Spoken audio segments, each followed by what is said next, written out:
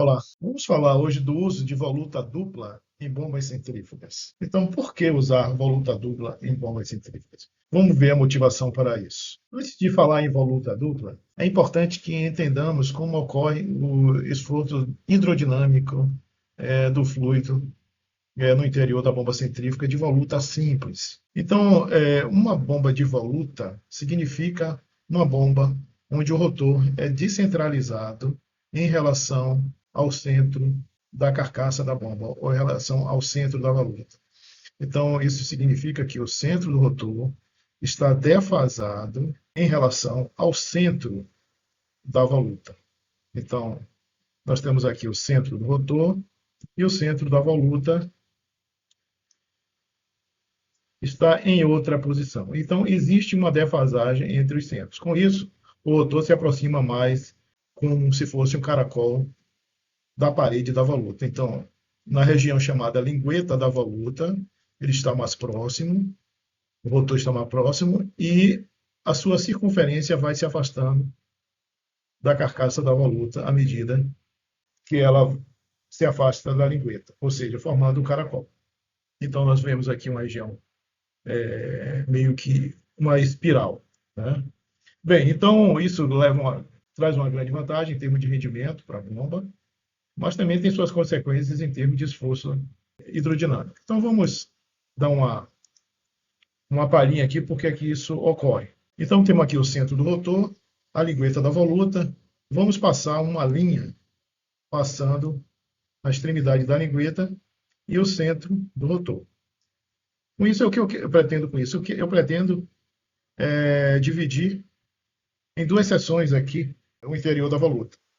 Então, eu tenho aqui que eu vou chamar um lado, do lado aqui é o lado esquerdo e aqui do lado direito. Então, o que acontece? Se essa bomba estiver em plena vazão, ou seja, a válvula de descarga que está aqui no local de descarga da bomba estiver plenamente aberto, então eu tenho o máximo de vazão. Quando isso ocorre, o fluido que sai do rotor tem mais dificuldade de sair desse lado do que do outro lado, uma vez que é muito mais livre a região. Então, com isso, faz com que o fluido escoe com uma velocidade bem mais alta. Então, escoando numa velocidade mais alta, quando eu comparo com o outro lado deste plano definido por essa reta aqui, eu vou ter uma velocidade maior e aqui uma velocidade menor. Pelo princípio de conservação de energia, então eu vou ter aqui, onde a velocidade é maior, uma pressão menor, e do lado oposto vou ter uma pressão maior. Então significa que quando esse fluido está em vazão plena, eu tenho a pressão atuante desse lado do rotor é maior do que do lado oposto. Com isso, eu vou ter uma força atuando deste lado maior do que a força que atua do lado oposto. Então vai haver uma força resultante, fazendo com que esse rotor cause uma deflexão no eixo da bomba, ele deslocando para baixo. Aqui. Então a força resultante vai estar atuando, vamos supor, nessa direção e nesse sentido. Agora vamos ver a situação contrária. Né? Vou apagar aqui. Agora vamos supor que eu esteja com a válvula fechada aqui. E essa bomba esteja em shutoff, não tá enviando nenhum fluido para fora. Então todo o fluido aqui é obrigado a recircular. Então ele fica recirculando em volta do rotor. Okay? Quando isso ocorre, o fluido então é obrigado a passar uma passagem mais estreita, que vai se alargando à medida que chega próximo ao bocal de descarga. Com isso faz com que a velocidade neste lado, agora, seja maior do que a velocidade do lado oposto. Ok? Então, se a velocidade aqui é maior, a pressão do outro lado vai ser maior. Então, isso vai me gerar duas forças. Uma força maior, empurrando o rotor para esse lado, e uma força menor, empurrando o rotor para esse lado. Então, vai haver agora uma força resultante com a mesma direção e com o sentido oposto. A força resultante vai estar atuando agora de forma em sentido oposto, porque o rotor está fechado, ou a válvula está fechada. Então, aí percebemos aí, então, o motivo da deflexão do eixo. Então, à medida que se eu tiver com essa válvula fechada e for abrir essa válvula parcialmente, o que acontece? A contribuição das velocidades vai reduzindo de um lado e aumentando do outro. De tal forma que vai chegar um ponto em que essas forças vão se anular. E aí a gente voltar no equilíbrio hidrodinâmico. Ou seja, as pressões vão se equalizar exatamente na região de melhor eficiência quando a bomba estiver com a vazão do BEP. Ou seja, quando eu tiver com a vazão no ponto de melhor eficiência, eu vou estar com essas forças agora iguais. Okay? Então, a força que vai estar atuando no BEP, a força que vai estar atuando de um lado, vai ser exatamente igual em módulo a que está atuando do outro lado. De tal forma que a força resultante no BEP vai ser aproximadamente zero. Okay? Então, a força resultante vai ser nula. Ok? Então, está em equilíbrio. Então, o ponto de melhor eficiência é o melhor ponto, ainda corroborando aí, que é a melhor condição da bomba operar. Então, no PEP, eu vou ter a condição de força residual nula. Ok? Então, como é que o eixo da bomba percebe isso? Ele tem uma deflexão, né? Então, quando a vazão é muito alta, ele vai ter uma deflexão por um lado. Quando a vazão é totalmente nula, ou a vazão vai retornando, vai anulando, ele vai fletindo para o lado oposto, ok? E sempre na mesma direção. No momento em que esse eixo está realmente alinhado, sem deflexão, significa que está operando no ponto de melhor eficiência. Então, confirmando aqui e mostrando o que acontece com a velocidade, né, do fluido, com a válvula aberta, aqui, e mostrando aqui um perfil do rotor, um corte, mostrando como essas forças se distribuem. Okay? Então, aqui nós estamos observando que a vazão, com a determinada vazão, essas forças do lado direito estão maiores, e à medida que a gente vai se aproximando da lingueta, essa força vai reduzindo. Então, o que significa que essa bomba está operando em baixa vazão, ou vazão próxima a zero. Okay? Então, a velocidade desse lado é muito alta e a força é pequena, enquanto a velocidade aqui é muito baixa e a força atuante é muito alta. Então, graficamente, como é que entendemos essa carga radial? Então, numa bomba cuja voluta é simples, no shutoff, a pressão é maior.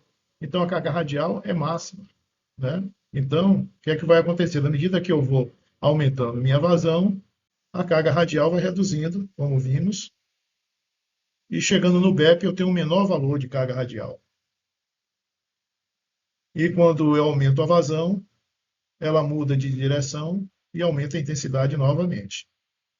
Então, essa é a condição do esforço radial numa bomba de voluta simples. Okay? Então, continuando ainda com o raciocínio, vamos ver o que acontece agora quando eu tenho uma voluta dupla. O que significa uma voluta dupla? Onde a lingueta está diametralmente oposta, as duas linguetas estão diametralmente opostas em relação à lingueta principal, que faz parte da carcaça. E aqui eu tenho, então, a voluta intermediária, separando, então, de forma diagonal e oposta às duas linguetas. Então, essa é a configuração agora de uma bomba de dupla voluta. Okay? Então, as linguetas estão diametralmente opostas. À medida que aumenta o caracol de um lado, aumenta o caracol do outro lado também. Então, o esforço, a força residual numa voluta simples se dá dessa forma, em baixa vazão, por exemplo, aqui, e na voluta dupla ocorre de forma similar, só que agora vai ocorrer de forma simétrica nas duas volutas. Então, o que ocorre na voluta principal ocorre também na voluta secundária, de tal forma que a força que vai atuar sobre o impelidor tende a se anular. Ok? Então a gente vê aqui uma força pequena de um lado, uma força pequena do outro lado. À medida que vamos afastando, essas forças vão aumentando em módulo, mas elas sempre têm uma força oposta em sentido. Então, o que é que isso produz beneficamente? Vai produzir o equilíbrio em termos de carga radial no rotor. Então, a tendência é que esse rotor fique centralizado, não haja deflexão nesse eixo. Esse é o grande motivo de projetos elaborados de alta robustez, de alta precisão, utilizarem, então, voluta dupla. As bombas API 610, via regra geral, exigem um projeto com voluta dupla. Então, está aqui a configuração da voluta dupla. Então, a gente pode observar aqui claramente que ocorre de um lado da voluta, ocorre do lado oposto. Okay? Então, a gente está vendo aqui que esse caracol gerado é simétrico em relação ao outro. Okay? Dessa forma, o rotor fica em equilíbrio. Okay? Então, agora vamos observar o que acontece com a força radial com a voluta dupla. Então, como existe uma compensação, o rotor de voluta dupla, então, existe uma força radial quase nula. Né? Então, esse gráfico aqui na parte de baixo pode representar melhor em termos de esforço radial que acontece com a voluta dupla em relação a uma bomba de voluta simples. Então, você vê a diferença entre as cargas radiais aqui, por exemplo, do Chutoff. Voluta simples está aqui numa escala de 100%, enquanto a voluta dupla está numa escala menor que 20%. Ainda continua com menor contribuição no BEP, aumentando na alta vazão, mas numa escala significativamente menor. Estamos falando agora na alta vazão de 80% contra 10% ou 15% na voluta dupla. Então, esse é o que é o grande ganho da utilização da voluta dupla. Eu queria agradecer pela oportunidade de apresentar esse aspecto construtivo das bombas de voluta dupla, bomba centrífuga de voluta dupla. Obrigado.